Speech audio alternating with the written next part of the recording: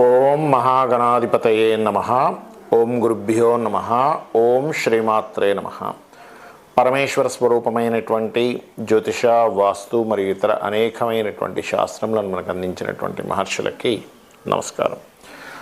హయగ్రీవ హయగ్రీవ హయగ్రీవేతి యో వదేత్ తస్య నిస్సరతే వాణి జహ్నుకన్యా ప్రవాహవత్. అరుణాం కరుణాతరంగితాక్షీం ధృతపాశాంకుశపుష్పబాణచాపాం అనిమాదిభిరావృతాం మయూకైః అహమిత్యేవ విభావయే భవానీం. శ్రీమాత్రే నమః. ప్రేక్షకులకి లలితాంబిక అమ్మవారి యొక్క అనుగ్రహం పరిపూర్ణంగా కలగాలని మనస్ఫూర్తిగా కోరుకుంటూ మనం ఈరోజు చెప్పుకోబోయేటువంటి టాపిక్ ఏదైతే ఉందో సంక్రాంతికి ఉండేటువంటి ప్రత్యేకత ఏమిటి? మకర సంక్రమణము అంటారు. అంటే మకర రాశిలోకి రవి యొక్క సంచారం జరిగేటప్పుడు ద్వాదశ లగ్నాల వారికి లేదా లగ్నం తెలియని వారు, రాసుల వారు ఎటువంటి మార్పులు ఉంటాయి, అదేవిధంగా ఎటువంటి పరిహార మార్గాలు చేసుకోవాలి, వాళ్ళ లైఫ్లో సూర్యభగవానుడు ఎవరికైనా కూడా ప్రమోషన్స్ ఇవ్వడానికి, పేరు ప్రఖ్యాతలు ఇవ్వడానికి కారకుడు. ఆయన కర్మస్థాన రాసుల్లో తిరిగేటప్పుడు ఎటువంటి కార్యక్రమాలు చేయడం ద్వారా మీకు అభివృద్ధి ఉంటుంది అనే విషయాలను ఇప్పుడు మనం తెలుసుకుందాం. అయితే ఈ విషయాలు చెప్తుంది నేనైనప్పటికీ కూడా చెప్పిస్తుంది సాక్షాత్ లలిత అమ్మవారిగా భావిస్తూ ఒక్కొక్క లగ్నం గురించి తెలుసుకుందాం. మకర సంక్రమణం వల్ల వృషభ లగ్నం వారికి ఎటువంటి ఫలితాలు రానున్నాయి? 4వ అధిపతి వృషభ లగ్నానికి సూర్యభగవానుడు. ఈయన 9వ స్థానంలో సంచరిస్తున్నాడు. 9వ స్థానం అనేటువంటిది ఉన్నత విద్యలకి సంబంధించినటువంటి స్థానము. ఎప్పటి నుంచో ఏమంటే నేను ఉన్నత విద్యలు చదువుదాం అనుకుంటున్నాను కానీ ముందుకు వెళ్ళలేకపోతున్నాను అనుకునేటువంటి వారికి మీకు ఇది చాలా ప్లస్ పాయింట్ అవుతుంది. రెండవది, ఇక్కడ ఈ సూర్యభగవానుడు ఎప్పుడైతే మకరంలో సంచరిస్తున్నాడో కొంతమంది చూడండి దూర ప్రాంతాలు వీళ్ళు అక్కడ ఏదైనా కోర్సెస్ చేసి అక్కడే ఏదైనా ఉద్యోగం సంపాదించాలని ప్రయత్నం చేస్తుంటారు, వాళ్ళకి బాగుంటుంది.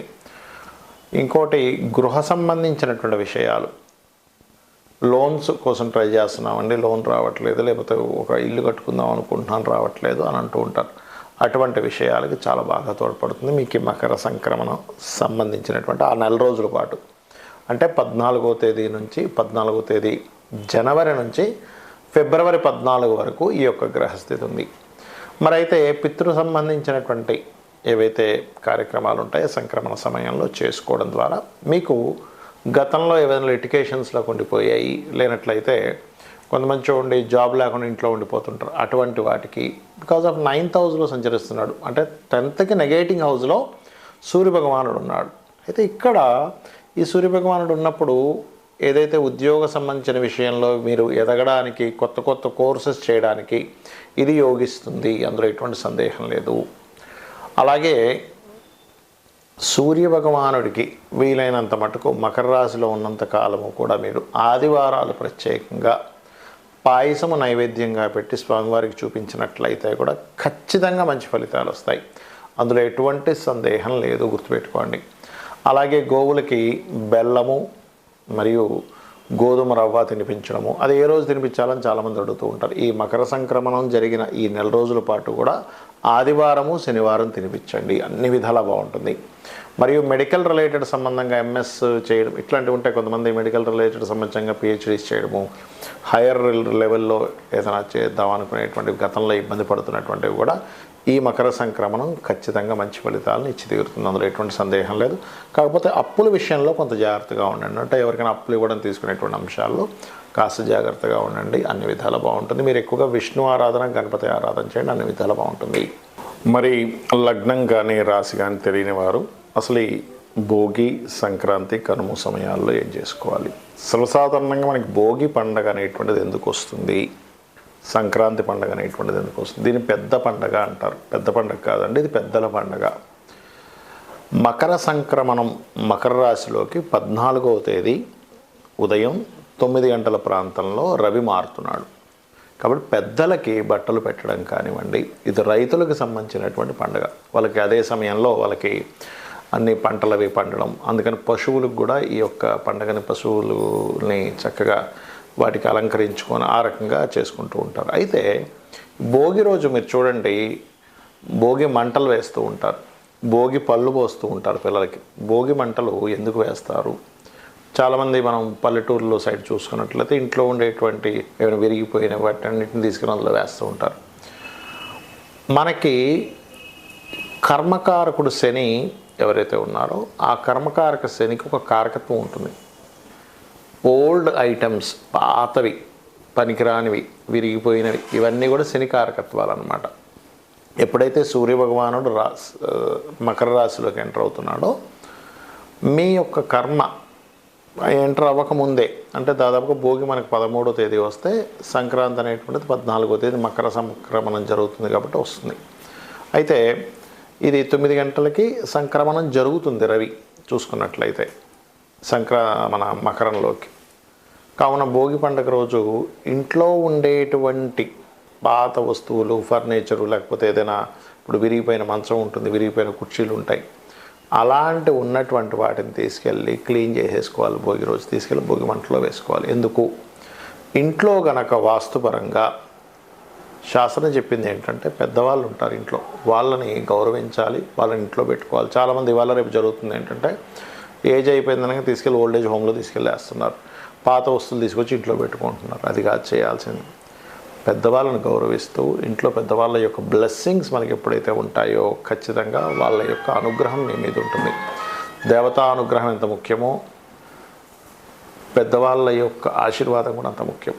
అదేవిధంగా ఇంట్లో ఎప్పుడూ గనక పాతవి, కొంతమంది చూడండి అటకల మీద ఉంటుంటాయి, పాత పెట్టి ఒకటి ఉందండి, అది బాగా ఇరిగిపోయింది కానీ మాకు జ్ఞాపకార్థం అలా ఉంచుకున్నామని. ఎప్పుడూ కూడా ఇంట్లో వస్తువులు విరిగిపోయినవి గనక ఉన్నట్లయితే, వాటిని వాడనట్లయితే దాని ద్వారా మీకు శని ప్రభావం పెరుగుతుంటుంది. గుర్తుపెట్టుకోండి. స్టాక్ ఐటమ్, పాడైపోయిన ఐటమ్ శాటర్న్ ప్రభావాన్ని పెంచుతూ ఉంటుంది. తీసుకెళ్ళి భోగిమంటల్లో వేసేసి చక్కగా చేసినట్లయితే, ఇల్లు శుభ్రం చేసుకున్నట్లయితే ఇంట్లో చాలా మటుకు దరిద్రం, పాత వస్తువులు, పనికిరాని వస్తువులు, మట్టి పట్టేసినవి, బూజు పట్టేసినవి ఇంట్లో చూడండి. మనకి హెల్త్ ఇష్యూస్ కూడా ఎందుకు వస్తాయి? ఈ డస్ట్ ఎలర్జీ అంటూ ఉంటారు. లేదా లేనట్లయితే కొన్నిసార్లు మనం పీల్చినటువంటి కొన్ని గాలులు పీల్చడం ద్వారా, అందుకని ఈ యొక్క ప్రాసెస్ అనేది పెట్టారు. ఇక సంక్రాంతికి ముఖ్యంగా పెద్దలకి పండగ ఇవ్వడం. ఊర్ల సైడ్ అయితే సంక్రాంతి రోజు రకరకాల ఇవి కూడా చేస్తూ ఉంటారు, రకరకాల పందాలు అనేవని. ఇవన్నీ ఆచారాల వ్యవహారాల్లో కాదు, ఏ ప్రాంతం బట్టి ఆ ప్రాంతం వాళ్ళు సరదాగా పెట్టుకునేటువంటివి. అలాగే మీకు నాకు నక్షత్రము రాశి ఏమీ తెలియదండి, కానీ సంక్రాంతి రోజు నేనేం చేయాలి పెద్దలకి అనుకున్నట్లయితే చక్కగా మీరు తర్పణాలు వదలవచ్చు. ముఖ్యంగా సూర్యభగవానుడు ప్రతీ నెల ఒక్కో రాశి మారుతుంటాడు. మకర సంక్రమణం అని, కుంభ సంక్రమణం అని, మీన సంక్రమం, మేష సంక్రమం. కానీ అన్నిటికంటే ముఖ్యంగా మకర సంక్రమణం చాలా గొప్పది. దీని అందుకే పెద్దల పండగ అన్నారు. మనకి భగవంతుడు ఎలా అయితే మనల్ని పక్క నుండి కాపాడుతూ ఉంటాడో పెద్దలు కూడా మనల్ని కాపాడుతూ ఉంటారు. మకర రాశిలోకి ఎంటర్ అవ్వగానంటే 14వ తేదీ మధ్యాహ్న సమయంలో మీరు ఉదయం 9 గంటలప్పుడు ఎంటర్ అవుతున్నాడు. 8:56 అట్లా ఎంటర్ అవుతున్నాడు. కాకపోతే 9 గంటల నుంచి ఎంటర్ అయిపోయి ఉంటాడు కాబట్టి ఆ రోజు మధ్యాహ్నం కనుక పితృతర్పణములు కనుక చేసి పెద్దల కోసమని మీరు పంచో లేకపోతే చొక్కానో, స్త్రీలకైతే చీరో మీరు కనుక పెట్టినట్లయితే మీకు మీ యొక్క జీవితంలో ఉద్యోగ సమస్యలు కానివ్వండి, ఆరోగ్య సమస్యలు కానివ్వండి, అప్పుల సమస్యలు కానివ్వండి, మీరు రాంగ్ రూట్లోకి వెళ్లకుండా పెద్దలు మిమ్మల్ని కాపాడుతూ ఉంటారు. కాబట్టి ఇది చేసి మీరు తరించాలని కోరుకుంటూ శ్రీమాత్రే నమః.